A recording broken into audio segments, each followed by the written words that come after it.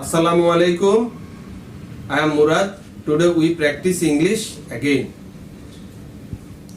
আজকে একটা নতুন স্ট্রাকচার আবারও প্র্যাকটিস করব। আমার সাথে আছে আয়েশা এবং আইজা। Are you ready Ayesha and আইজা? Yes, we are ready. Okay.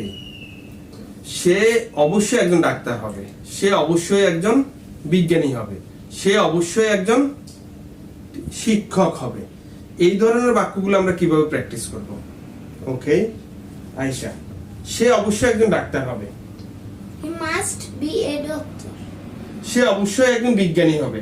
He must be a scientist. সে অবশ্যই একজন শিক্ষক হবে।